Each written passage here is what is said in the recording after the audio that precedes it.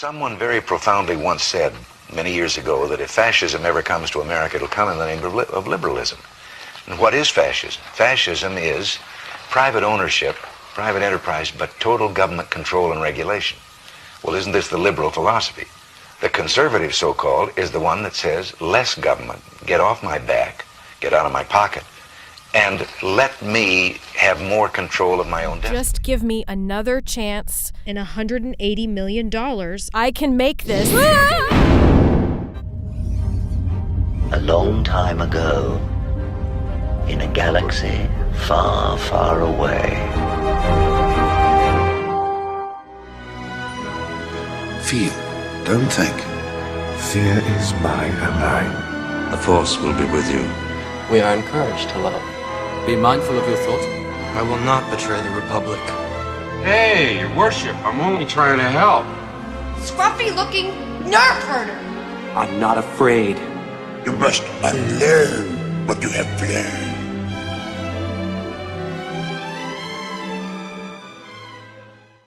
So, wanted to give a shout out to Ronald Reagan. He was one of the introductory videos here.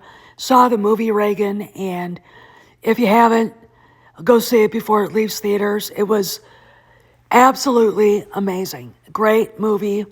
The acting is brilliant.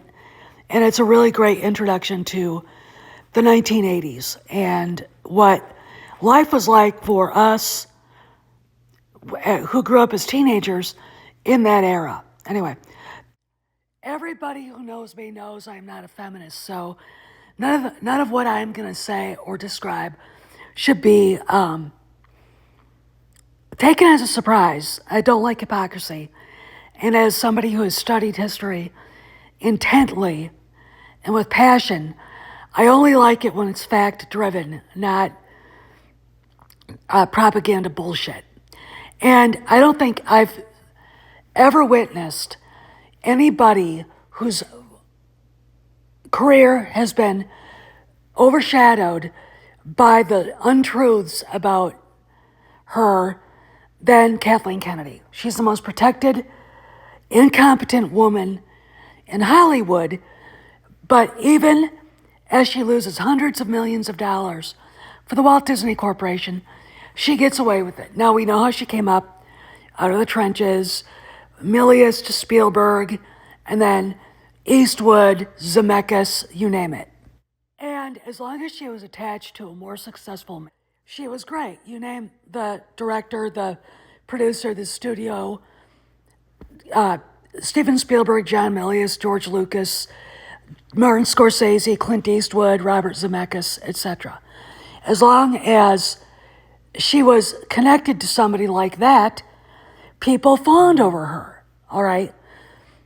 And everything else, and even the things that she supposedly was a part of back in the day when they were making Raiders of the Lost Ark, E.T. the Extraterrestrial, Indiana Jones and the Last Crusade. Anytime she was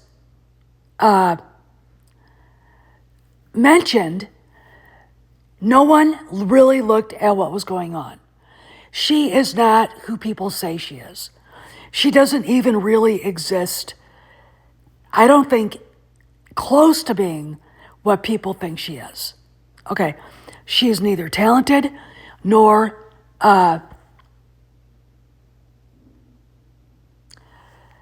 consistent. She isn't competent or up to the task of running a major film studio, and what's been going on at Lucasfilm is pretty much an example of her lack of talent, her lack of competence. She is a fake persona. Her made-up history, her mythology, is so far from who she is compared to Sherry Lansing, who ran Paramount in the 80s. So many of Paramount's great movies are attributed to Sherry Lansing. And of course, who can forget the legendary Lucy, who took over Desilu. We wouldn't have Mission Impossible or Star Trek without Big Red. Kennedy's concern with getting women involved in film is admirable, but going to the point where more talented men, doesn't matter what color they are denied access, or the numbers of women on her staff has to display her concern to the point where there are women who don't belong there because they're not competent, they're activists, blows up any sort of theory that she actually is able to lead a film studio. What she has done,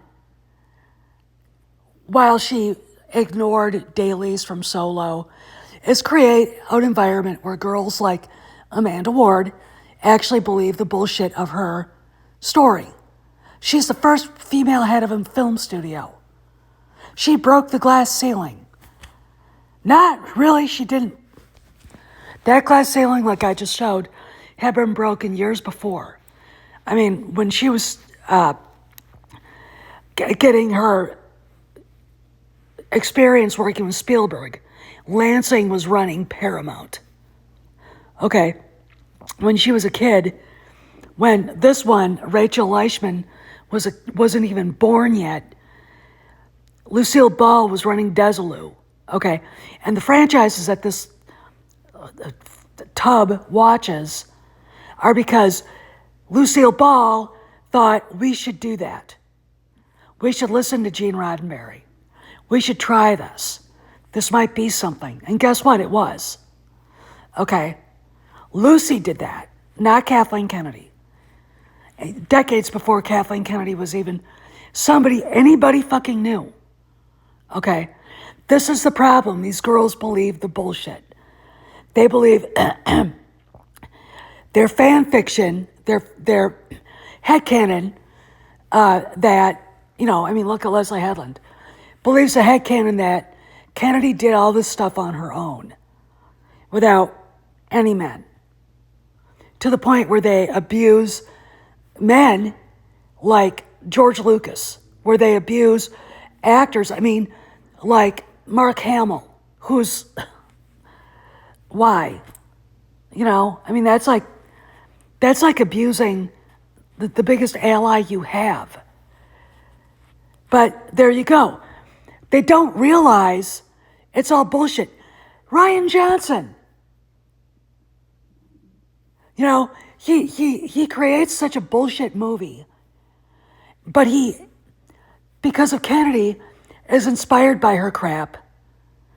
Ray is obviously Kennedy's avatar, her imaginary doppelganger, and we all gotta go, oh, okay.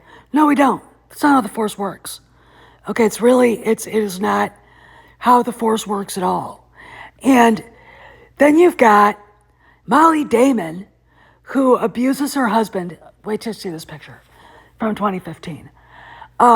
Is causing trouble for her channel by attacking Star Wars theory, which is a stupid thing to do, I might add. And they all believe this.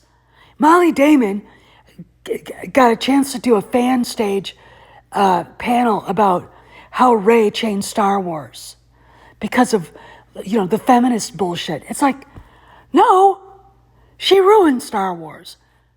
She is not a good character. Okay, this is bullshit. But we got a woman like this who does this to her husband. He's dressed in the Slave Leia costume, by the way. And it's like they all believe the lie. Now, I'm going to talk about a woman from over 100 years ago now who really was probably the first female filmmaker and studio head in the world. Literally. Okay, these girls have never heard of her.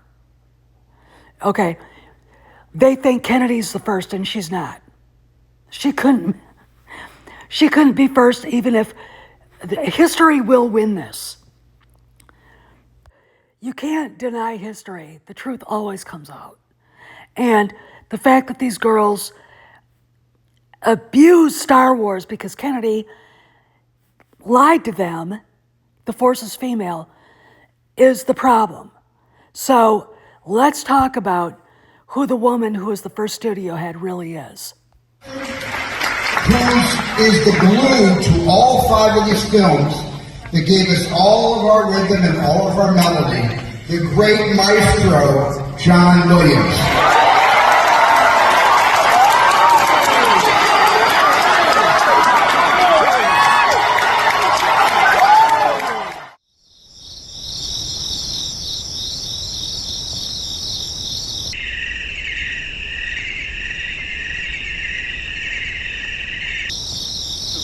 Excuse me, Niles, but I've got news for you. Copernicus called, and you are not the center of the universe. Before Sherry Lansing ran Paramount, before Lucille Ball took over Desilu, there was a woman named Alice Ida Antoinette Guy Blanchet, who was born July 1873 in Saint-Mandé, Val-de-Marne, France. She died on the 24th of March, 1968 in Wayne, New Jersey. Her occupations were film director, screenwriter, producer. She's also the head and co-founder of Solax Studios in Flushing, New York. In 1912, Solax invested $100,000 for a new studio in Fort Lee, New Jersey, the center of American filmmaking prior to the establishment of Hollywood. That year, she made A Fool and His Money, probably the first all-African-American cast. The film is now preserved at the National Center for Film and Video Preservation at the American Film Institute, AFI, for its historical and aesthetic significance. All right, we'll go into, all right. 1865, Guy's father, Emile Guy, an owner of a bookstore and publishing company in Santiago, Chile, and Valparaiso, Chile, married Marie Clotilde Franceline Aubert. The couple returned to Santiago after the wedding in Paris. Early 1873, Marie and Emile lived in Santiago with Alice's 4 siblings. After a smallpox epidemic in Chile, in 1872, Emile and Marie Guy brought all 4 of their children to Paris, where Alice was born. In her autobiography, Alice refers to this as her mother's attempt to make sure her 5th child should be truly French. Her father returned to Chile soon after her birth, and her mother followed him back to Chile and then brought Alice years later back to Chile as well. Alice, from then on, lived between Chile and France, going to convent schools, etc. She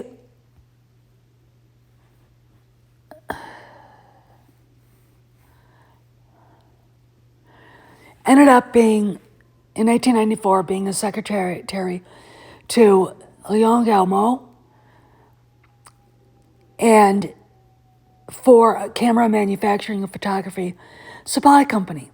Company changed hands in 1895 due to a court decision against Felix Max Richard, who sold the company to 4 men: Gustave Eiffel, Joseph Vallot, Alfred Besnier, and Léon Gaumont. Gustave Eiffel was the president of the company. Léon Gaumont, 30 years Eiffel's junior, was the manager. And that's how she started. She initially started as a secretary and became familiar with his clients, and she met a handful of pioneering film engineers such as Georges Duminier, Auguste, and Louis Lumière. Alice Guy and Gaumont attended the surprise Lumière event in March 22nd of 1865. It was the first production of film projection, an obstacle that Gaumont, the Lumières, and Edison were all racing to solve. They screened one of the early films workers leaving the Lumiere factory. This is how she got started. When she got married to her husband, Herbert Blanchet, and moved to the United States, this is where Solax Studios was created. She was one of the founding members. So, Fort Lee, New Jersey, you have a woman literally running a film studio. Over 100 years ago now. Okay. Then, after her husband moved to California, Hollywood, where Hollywood was then reestablishing, or the film industry was reestablishing their, reestablishing themselves in the West. She followed, they got divorced. He died in 1922. Now, she experimented with a lot of things like Gaumond's chronophone, sync sound system, color tinting, interracial casting, and special effects.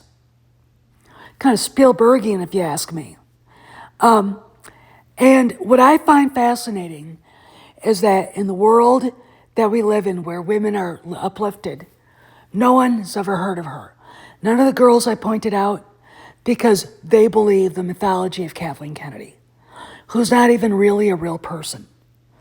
Okay, now I'm going to put the Wikipedia entry for Alice Guy Blanchet in the descriptions, and a New York Times article about her, because it's important. All right, if you're going to be a feminist, acknowledge that these people were real. Okay, stop this utter garbage about Kathleen Kennedy being the first one and how women were never part of behind-the-scenes stuff in film. Okay, because Kathleen Kennedy herself showed up at a time when women were doing behind-the-scenes stuff. Okay, in film. All right, so Kennedy is full of shit. Okay, her mythology doesn't hold up to scrutiny.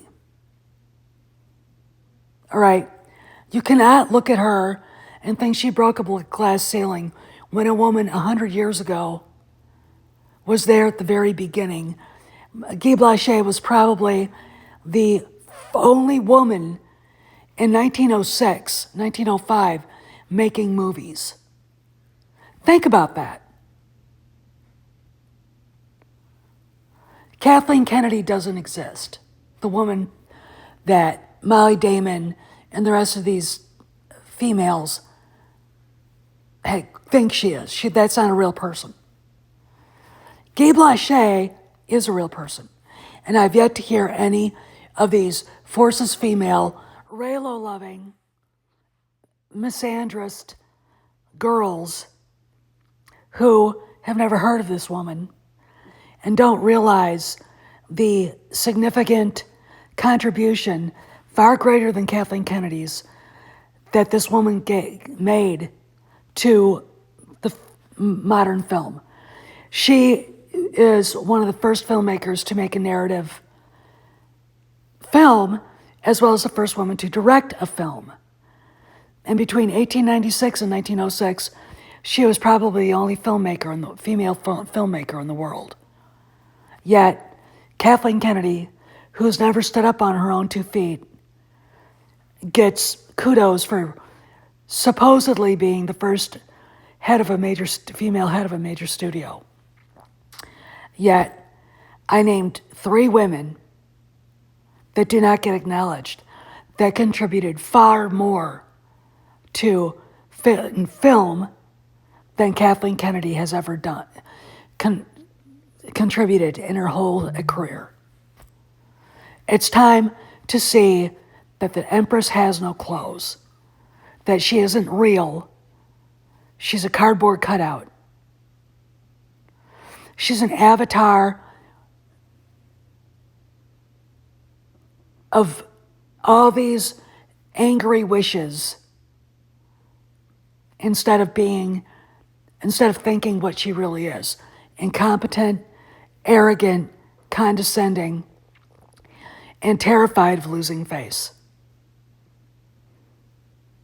And she does nothing to earn anybody's respect,